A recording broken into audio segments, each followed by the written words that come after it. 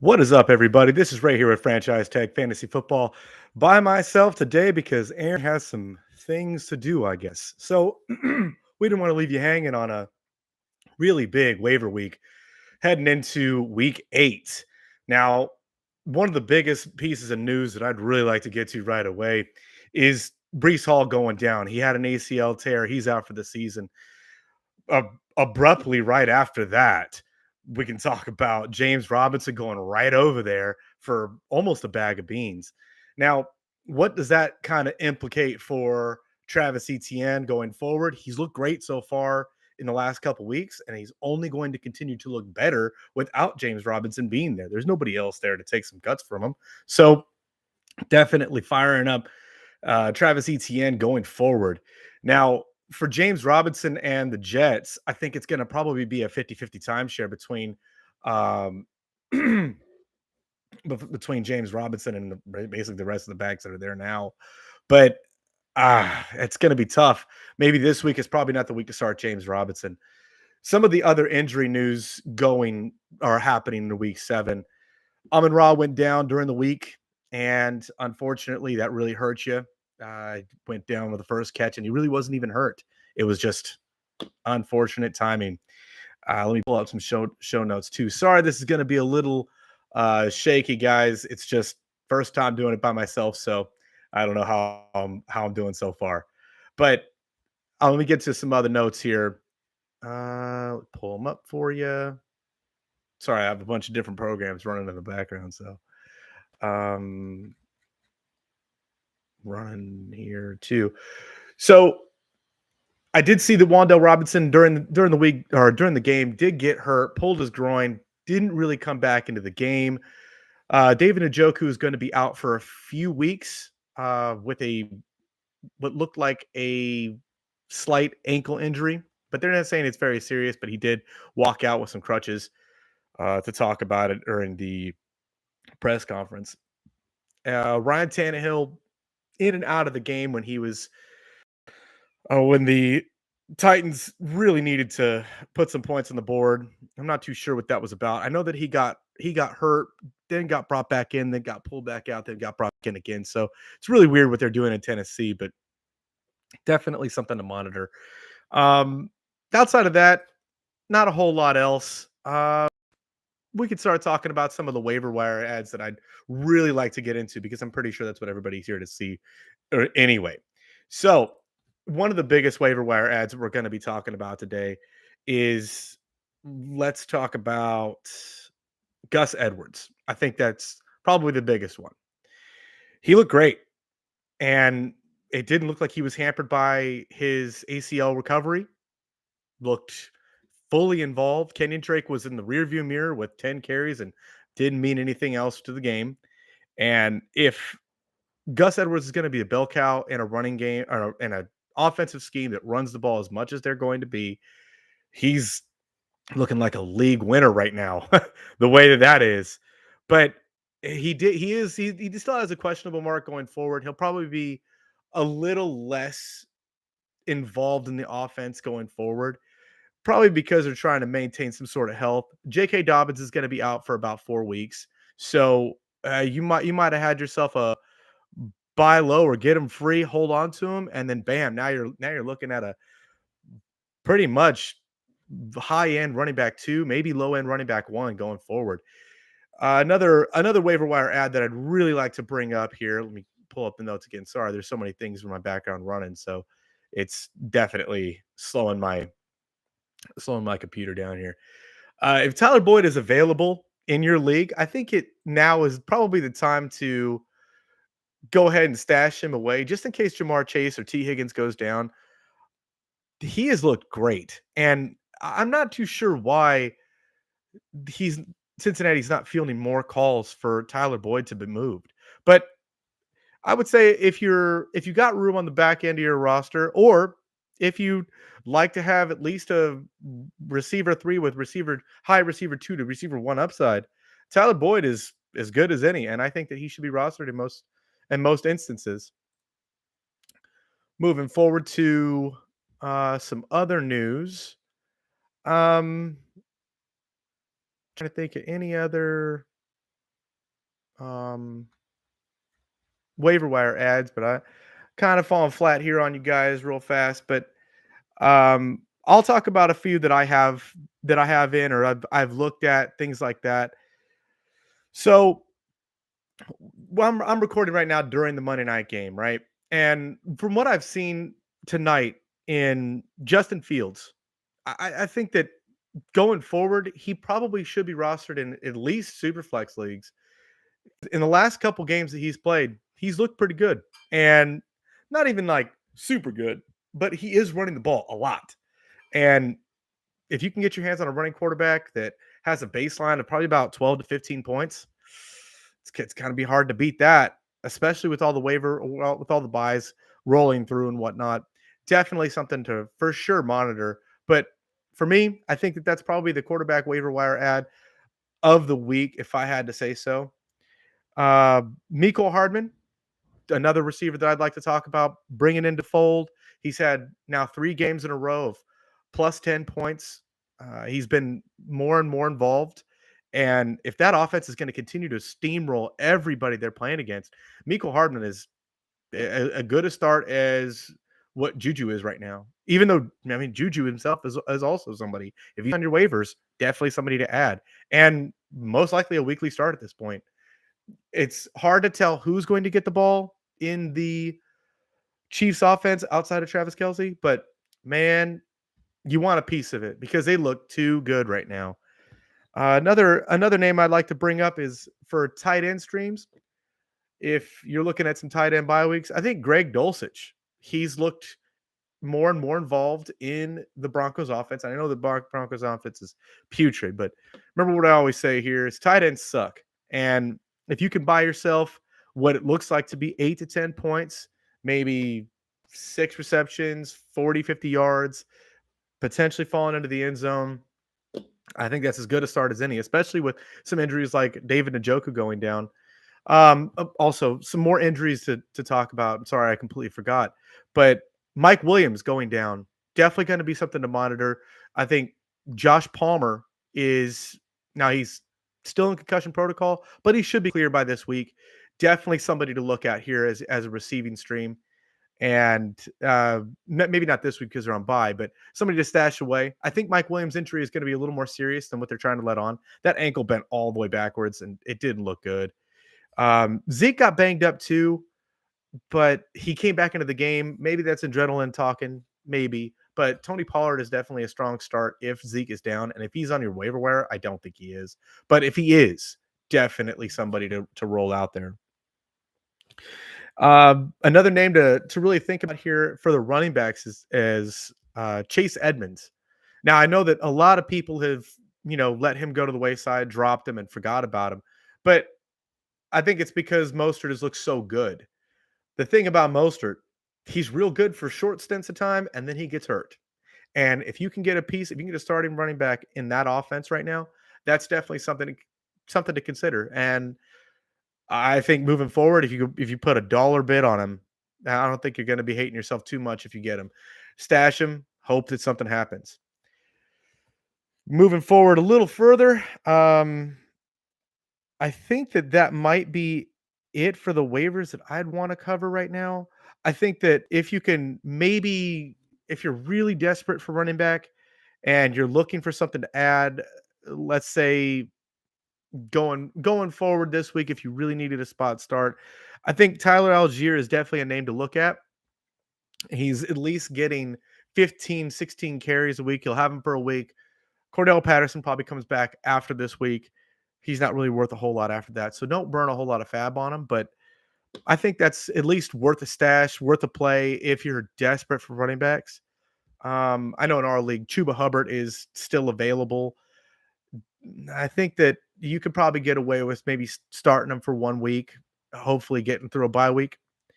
But I wouldn't expect too much. I think that was an outlier against Tampa Bay, but maybe not. Tampa Bay's run defense is good. Like that's the only part of their team that is good. And Carolina came out and steamrolled them on the ground. So that right there was a shock to me this week. And we're going to get into that with the recaps later, but definitely at least I think at least worth a stash. Outside of that, if you have Zay Jones available in your leagues, another receiver to stash, if you need a receiver start, and this is somebody that you after waivers run and free agency hits, and you can just grab somebody real quick. Definitely something worth the spot start. Just know that I think they're playing in London this week, so something to monitor. And with Corey Davis looking like he might miss a week, Elijah Moore might actually be viable this week, especially now that they don't have Brees Hall and they're not going to have enough time to integrate James Robinson all the way. Elijah Moore might be worth a stash at this point, but only for a week or so if you needed a spot start. I think the greasy wheel get or the squeaky wheel gets the grease if you know the old verbiage and term.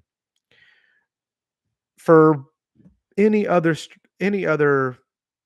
spot starts I could think of, if let's say uh not Kenny Pickett, but George Pickens is available on your waiver wire, I think he's worth an absolute stash. He's at this point a flex consideration on a weekly basis as long as Kenny Pickett is starting.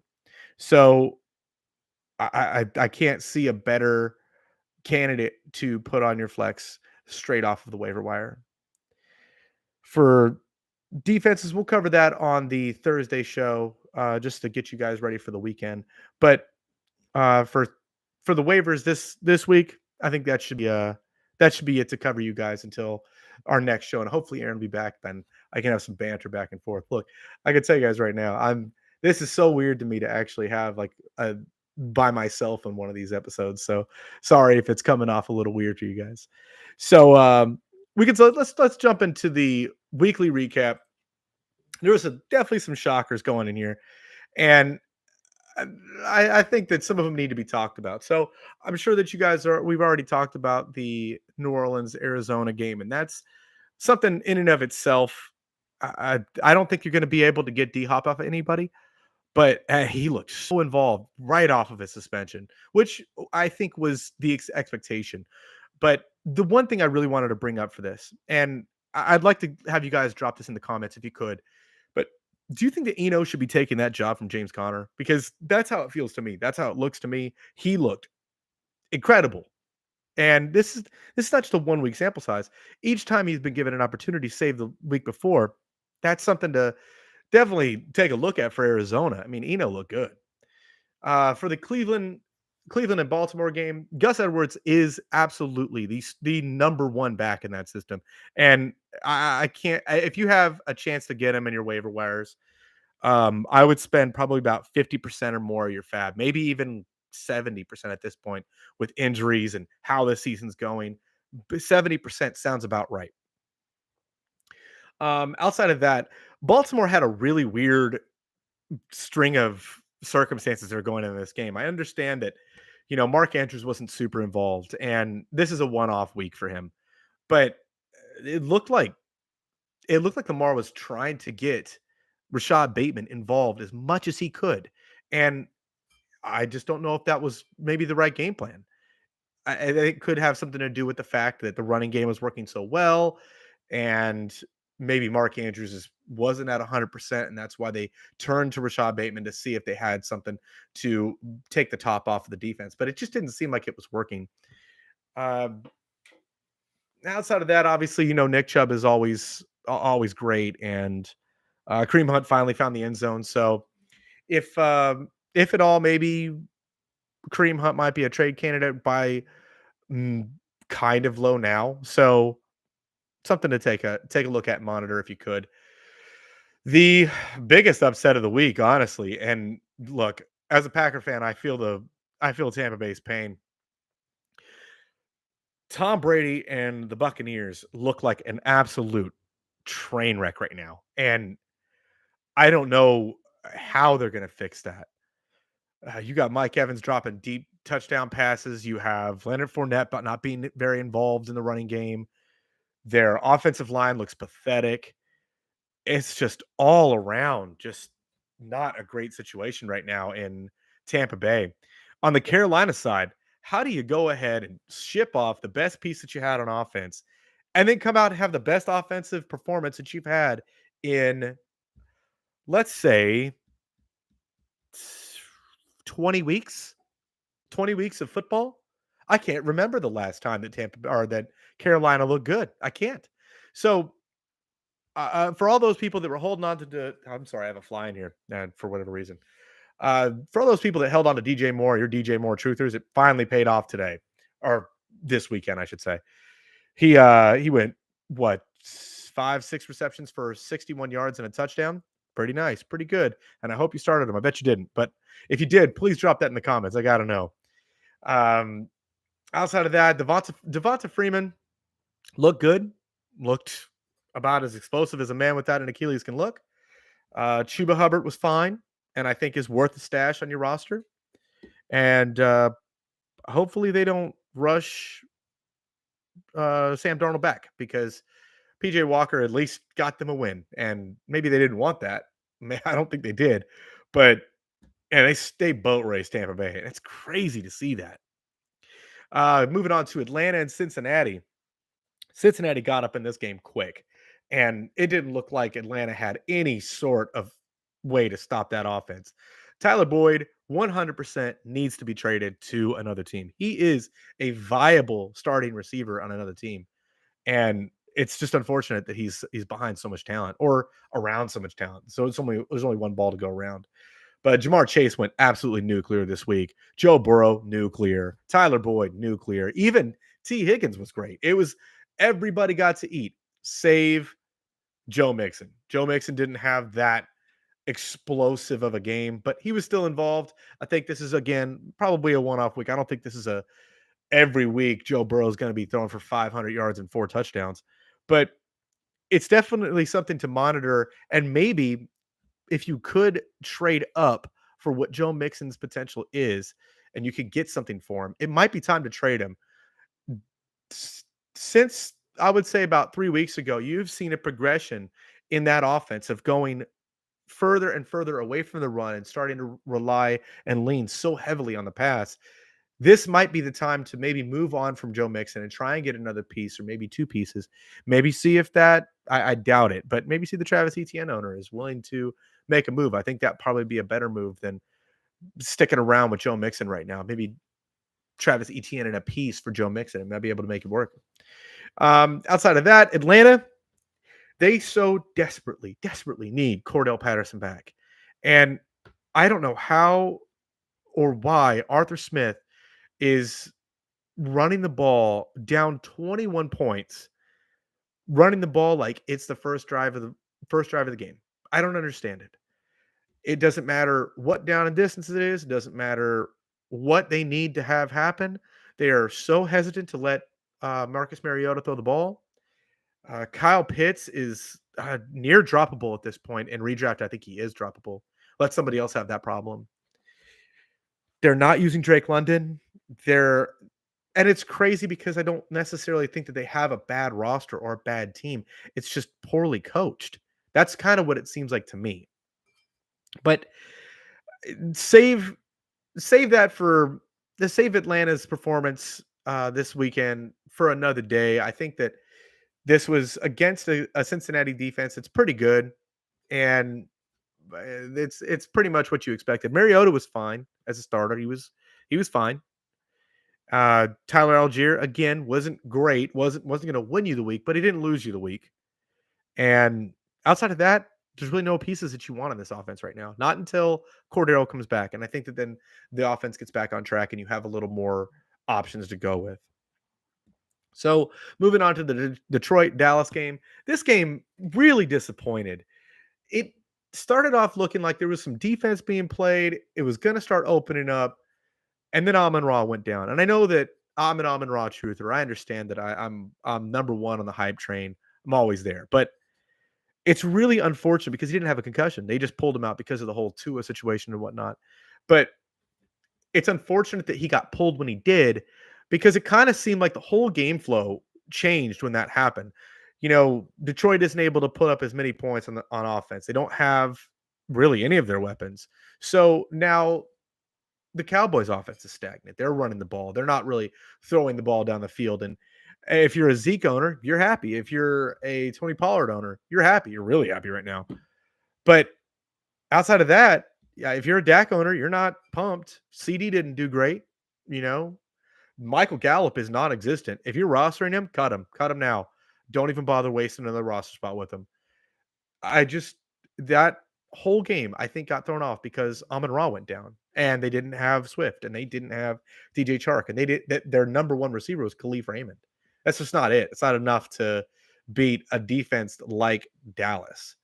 Now, the good news about this, Amon Ra most likely will uh be back in the lineup, be ready to go next week. But this was just a really unfortunate outing for a lot of fantasy owners out there.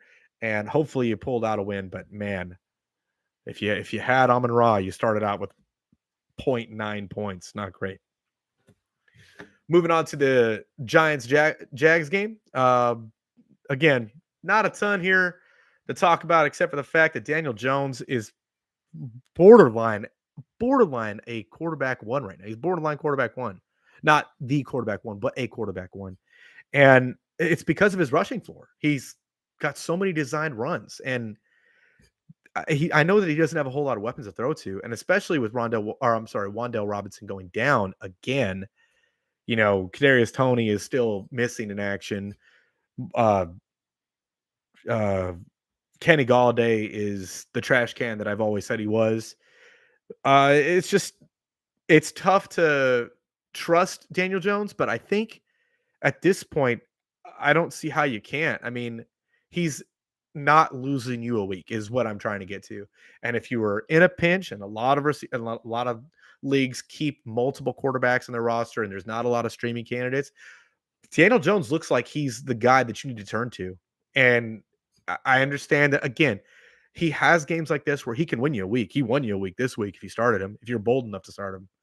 But his floor is safe. And that's what I'm trying to say to you guys is that maybe if you're the guy kind of like me right now where I'm struggling to find a quarterback here because streaming quarterbacks this year has been kind of rough.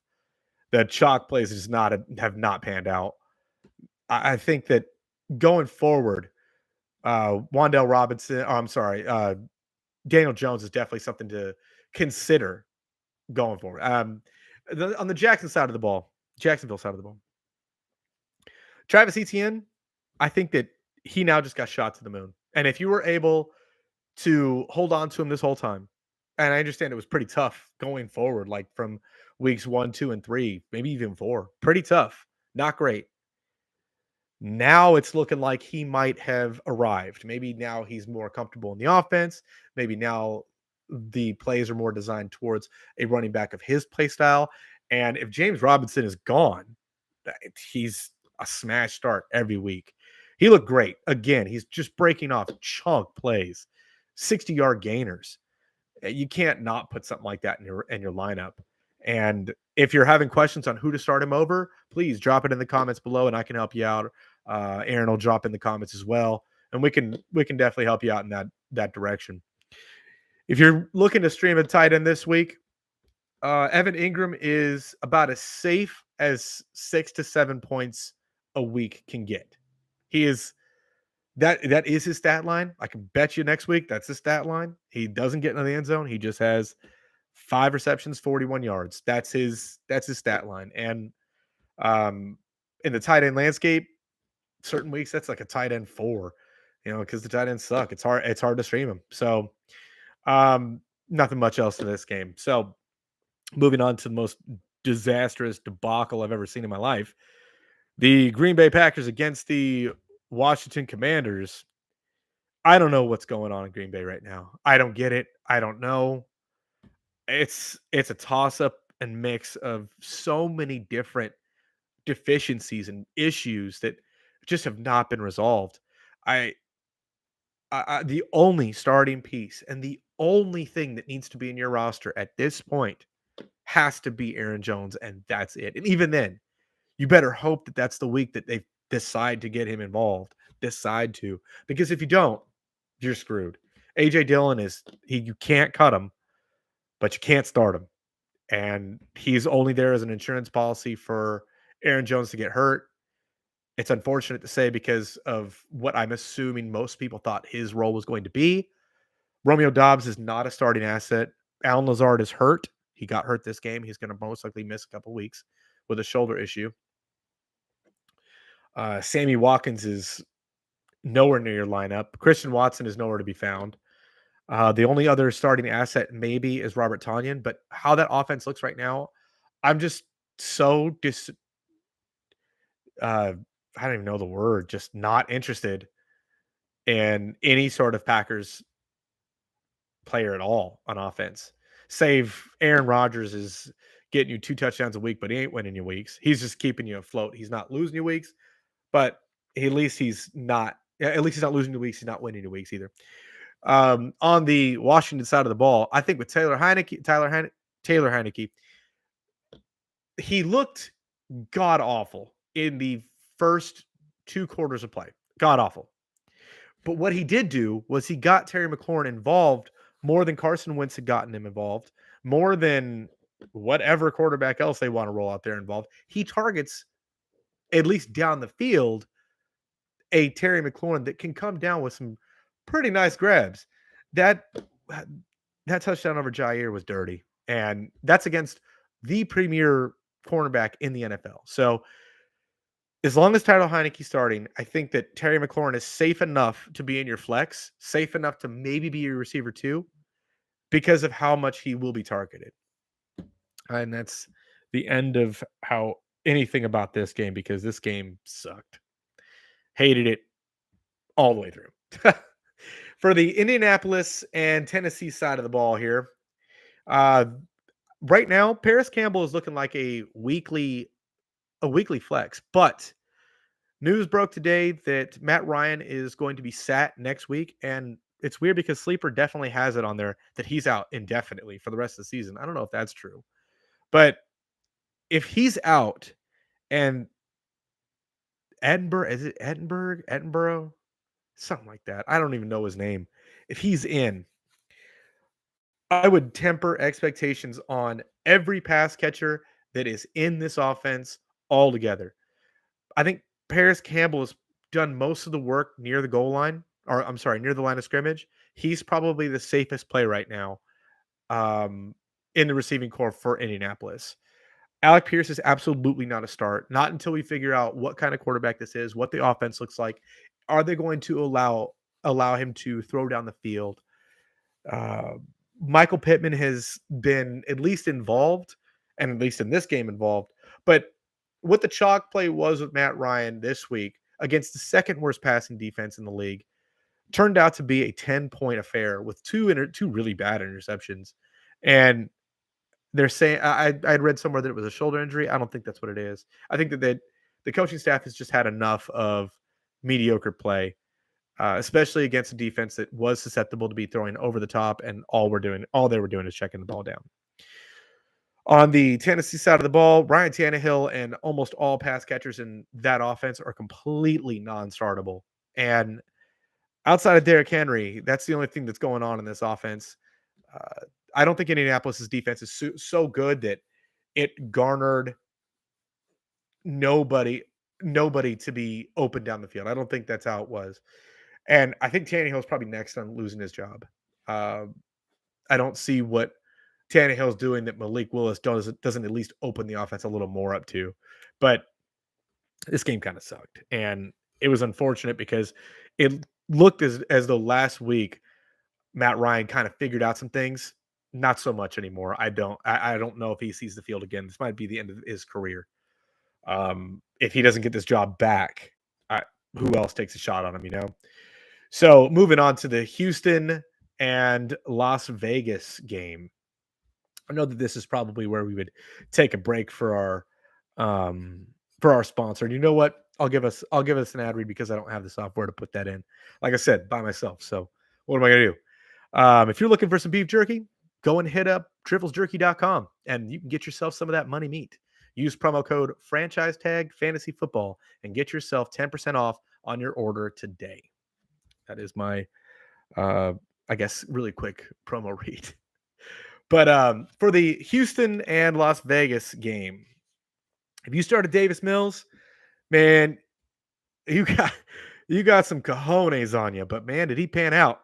20 He had 350 yards. He had a couple touchdowns. He looked pretty good, 20 points. But I think that what you really needed to pull away from this game is one, Dameon Pierce, he is all that's man. That offense blows. That offensive line sucks. And he's still able to look so good. I commend whoever stuck around this long to that decided to go grab Dameon Pierce and believed in what he could be because man, he looks good. That's pretty much it for the Houston side of the ball. I think that what you could pull away, what I was trying to say, is that anybody starting against any quarterback starting against Las Vegas right now is most likely a streaming candidate. Their their defense outside of Max Crosby is pathetic. That's the best way to put it. Pathetic. They can't stop anything. They can't stop anybody, except for Brandon Cooks, I guess. But man, I think going forward, if you got a chance to stream somebody going up against Vegas, 100% in on that. On the Vegas offensive side of the ball, Josh Jacobs is looking like he's going to be the running back 3, running back 2 on the season. I He is incredible this season. And you know what? As somebody that's been the Josh Jacobs hater for a long time, I I got to pull my hate back. And I've had him on my roster for 2 years and he's been hurt all this time, and do I think that this is going to last? There's no way, right? There's no way. But what if it does? I don't think you're going to be able to pull him off anybody's roster. What did he go? 19 carries for 141 yards and a couple touchdowns or something like that. I have to look at the stat line again. I gotta save all the stats for another day because I got to do all this sitting in one screen. But man, Josh Jacobs should never leave your lineup. Find another option to move down. Devontae was fine. Not a giant game, but he was fine. There was no other pieces to talk about. Darren Waller, I don't know what's going on in that situation. I don't know if it's that he hates the coaching staff. I don't know if he's truly hurt. I don't know what it is. But I don't know how much longer you should be holding on to Darren Waller burning a roster spot on your roster for. I don't know. If he's truly that hurt, why is he not on IR yet? That's stunning to me. Shocking. Shocking. Moving on to the Jets Broncos game. So the Jets defense definitely didn't win you the week. It didn't hurt you too bad. Was still a fine start. There's a few picks they probably could have got away from, but they didn't really get after the quarterback this week. And I thought they would have against a really weak offensive line that Denver has. Now, maybe that has something to do with the fact that Brett Rippon was a little more mobile than what I thought he would be. Maybe that's because Russ is really that bad. I don't know. But on the Jets side of the ball, obviously Brees Hall hurt. They went and picked up James Robinson from Jacksonville for a 5th-round pick, a bag of beans. And going forward, Zach Wilson's never a start. Never. But I think that maybe because of such a huge part of their offense going down, now would be the time to start looking at Garrett Wilson. Now would be the time. It's either going to be Elijah Moore or Garrett Wilson. One of those two is going to be the benefactor of the Brees Hall injury. I really think it's going to be all Michael Carter going forward. And I don't think that they're just going to hand the keys to James Robinson right away. So I think they're going to need to rely on, unfortunately, Zach Wilson having to win them games. And it's yet to be seen if he can actually do it. But what I'd like to say is that Garrett Wilson has proven 100% that he has the capability of being a number one receiver in this league. He just needs to be given the opportunity to.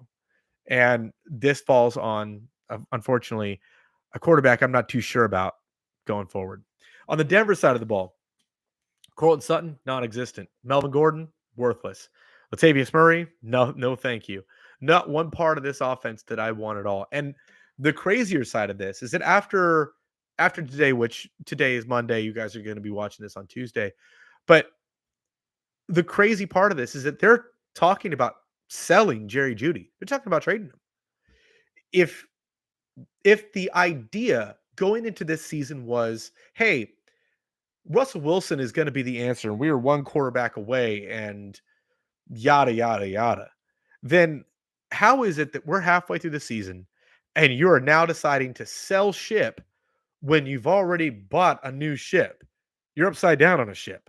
Russell Wilson's costing you too much money to give up and tank for however long. And that's what you'd have to do if you sell Jerry Judy, because you're not going to get very much for him right now. That'd be an insane move, but that's what the rumor is on the street. If Jerry Judy goes anywhere, I think that he automatically upgrades to a low end receiver too, and it's something to monitor. If you can stash him in your leagues, I would stash him because I think the trade deadline's next week. We're going to find out real fast if what this Denver, what the Denver front office thinks of not only Russell Wilson, but maybe even Brett Rippon. I don't think Brett Rippon looked awful per se, but I don't think he's going to win you a whole lot of weeks. Now, the Denver defense, they did as much as they could to keep that team in the game, but I'd really like to know what the mix is here. What's the missing piece here? Is it such poor coaching? It can't just be Russ because they didn't remember Brett Rippon. And if Russ is that bad, Brett Rippon couldn't be that much worse, you know? So at least he was willing to throw the ball down the field. It's just so concerning. So weird. Um, Other news is that Marlon Mack is now on Denver. He's been on 4 teams now this season. I don't think that really matters, but definitely something to at least slightly monitor in very, very deep leagues. I don't necessarily think you need to go out, rush out, and get Marlon Mack, but I don't know. Pretty tough. Moving on to the next game, Kansas City and San Francisco. There's again not a ton here to really talk about, except for that Kansas City's offense looked absolutely unstoppable against a relatively healthy San Francisco defense. And Christian McCaffrey in limited work looked great. Looked great in very limited work. Everybody, everybody on Kansas City side of the ball, they all ate except for the running backs. So if you decided to, rush out and try and get Isaiah Pacheco because he got the start this week, I think you were sorely disappointed. And you're still going to need an injury to make something out of that backfield because it's too crowded right now. Juju is an absolute smash every week. Start him because he's just been so involved through 3 weeks now. So involved, really this whole season, but very involved in these last couple weeks. Mecole Hardman, again, another person, been extremely involved and has been getting manufactured touches throughout, let's say now 4 weeks. Sunday was his, I think, breakout game, and I think he can be counted on at least as a flex flyer because you can see what his ceiling is. MVS, I wouldn't touch him with a 400-foot pole, but he was fine this week. Obviously, Travis Kelce was fine. Patrick Mahomes was great. The Kansas City defense looked better than I think people thought that they were, and I've been trying to say it for a little while now. Kansas City's defense is a lot better than I think the majority of people believe. Now, are they going to be, lights out, blowing people out of the water, those kind of things? I don't think that's necessarily true, but they're not a smash start against. Just because Kansas City is going to be putting up a lot of points doesn't mean that the opposition, your team, whoever you're starting, is going to be putting up a lot of points against them. I haven't seen that. And you saw them hold the Buffalo Bills in check, and that's probably maybe the most explosive offense in the league. And they held them to check. Not all the way, but they held them within 20 points. So I think really tempering your expectations against Kansas City's defense right now because of their front four, really front seven, is the move to make going forward. On the San Francisco side of the ball, Debo was a disappointment. Week off, don't worry about it. George Kittle finally showed up in the stat book, and that was great. And I'm sure that if you're a George Kittle owner, you are pumped.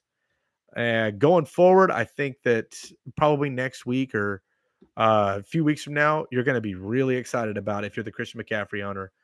Pumped because it's looking like he's going to have a really nice role. Now, like I said, when in the previous episode that we had, it's really scary that he went to San Francisco. The best fit and the worst fit. Best fit for his play style, worst fit for his injury report.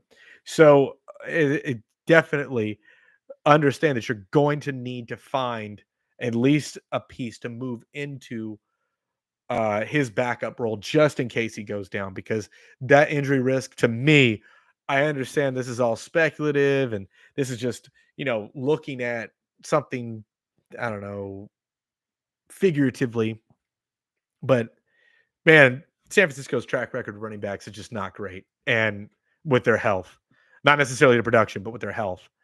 And you don't want to get caught holding the bag when you don't have to. This game was a blowout, and that's pretty much it. San Francisco's defense is still a fine start, great start. They're great. They're great on the defensive side of the ball. This is just a Kansas City team that came in and had their number all the way around. So nothing to really be concerned about if you're the San Francisco defensive holder. On the moving on to the Seattle Seahawks and the Chargers game. This game was a little lopsided to begin with. I think the Chargers dropped down to 17 points down. It felt like in a minute. But Justin Herbert came back and made it at least a closer game than what I don't even think that people even expected it to be. It was still a two-possession game, but on the Seattle side of the ball, DK Metcalf went down with what is now being deemed a slight patella tendon injury. Not too sure what the timeline is looking like on that, but they said that he's not going to have surgery. So they haven't put him on IR yet. They haven't moved him to the 4-week IR. So maybe you might get lucky and it might be a week or two off. It's really unfortunate because DK has looked really good with Geno. Geno's looked really good with that offense. And without DK, I think they do eventually take a step back. This was against a Chargers defense that has looked abysmal all season. And you saw how Marquise Goodwin was the hero of the day. Tyler Lockett didn't really get a whole lot going with his opportunity when DK went down. But what was the big takeaway is that, Geno was able to make things work with a Marquise Goodwin. And Kenneth Walker, he might actually be the league winner. He might be. He has looked incredible. And that offense looks a lot better than anybody ever anticipated. So, obviously, again, Ken Walker needs to be in your lineup, 100%. You don't take him out because he is liable to break something on every carry that he gets. And he's starting to get a little more involved in the passing game too. So, definitely something to look forward to. On the Chargers side of the ball, Mike Williams going down with a high ankle sprain. That's tough. That's tough because he's most likely going to be out probably 4 to 6 weeks. I would venture to say, especially how that looked. It looked like he broke his ankle. Keenan Allen went in for a couple plays, then went right back out. I think that was the game plan. I'm hoping that was the game plan. Really need to see Keenan Allen back in action because that offense sorely needs him. Without Keenan Allen, without Josh Palmer, it was up to DeAndre Carter. He wasn't up to the task. And, Gerald Everett going forward, I think he's a smash start.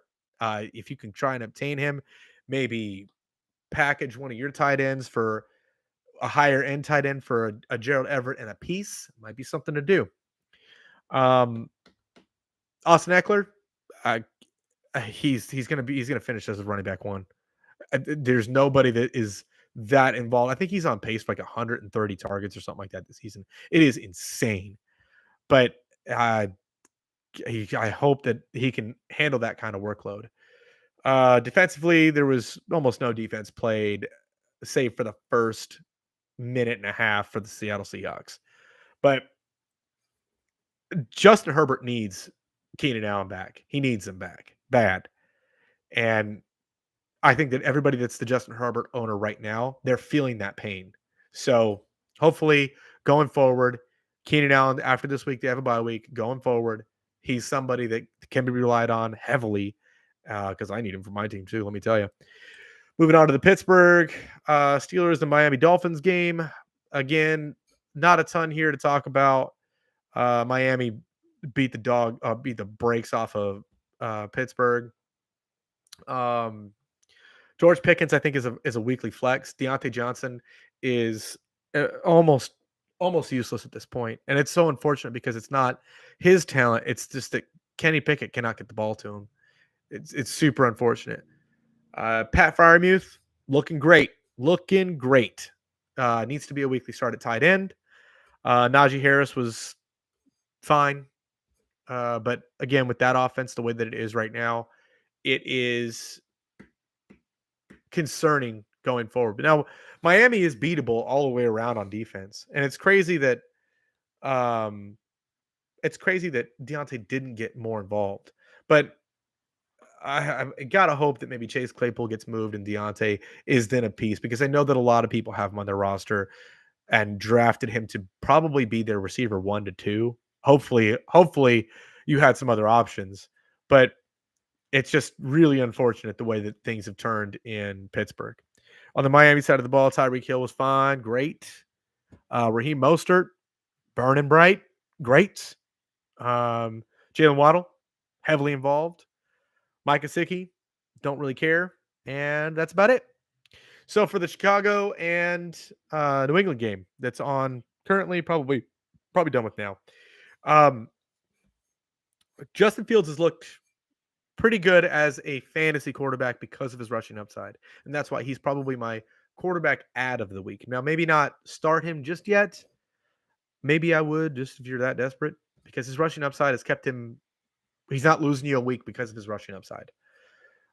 But the split between Khalil Herbert and David Montgomery, that's the biggest concerning thing with Chicago, especially with this game, the way that it's been looking through three and a half quarters. I didn't get to watch the last bit of it, but this game was over. Uh, the concerning thing about this is that in games that they're down and in games where they can't really run the ball as much as they want to, neither one of the running backs is going to be worth a whole lot. And it's seeming more and more and more like the idea is to just get Justin Field out into space so that he can take off with the ball. And if that's the case, it's going to hurt their upside. Now, I don't necessarily think that you should be benching David Montgomery. I also don't think that you should be benching Khalil Herbert at this point because he's acting as a pass catching back in the system. But it's just concerning for everybody outside of Justin Fields. Now this offense doesn't look great. I'm not saying that it looks, otherworldly. And I don't think that Justin Fields has taken a step as a passer. I can count maybe 3 or 4 balls that he's missed as touchdowns to go to Darnell Mooney. But it's just something to monitor between the two. I think that it's really going to hurt a lot of people that had them as at least a running back 2 on their roster because I don't think they're going to be that now. On the New England side of the ball, Bailey Zappi got put in about a quarter into that game because Mac Jones looked god awful. And I'm sure there's going to be something that comes out. He's not ready. He was hurt. This was the plan all along. Yeah, I don't believe that. So I thought that their offense was better with Bailey Zappi. Bailey Zappi throws the ball down the field a lot more. The team as a whole looked like they were more amped up and powered by the Zap man himself. But the only real piece to talk about, honestly, Ramondre Stevenson. It looks like he's going to be taking that job full time. Even though Damian Harris did play, he didn't do a whole lot. And Ramondre Stevenson looks like the guy. And I don't see why they would go with any other direction. Damian Harris needs to probably be on the back of your roster and not started right now. And that pretty much does it for the recap. Now, I'm going to try and end this the best way that I can. But I wanted to thank everybody here that decided to stick around, listen to me talk, and hopefully we get back to your regularly scheduled programming with Aaron on my other side because it's tough just talking to basically myself, but you guys, but myself, you know what I mean? Wanted to thank everybody for sticking around. If you could, hit that like, hit that subscribe, help us out, help us grow the channel. We're trying to hit 1,000 subscribers. That's a huge benchmark for us. I think we just hit 600 today. So if you could, hit that like, hit that subscribe. And until next time, guys.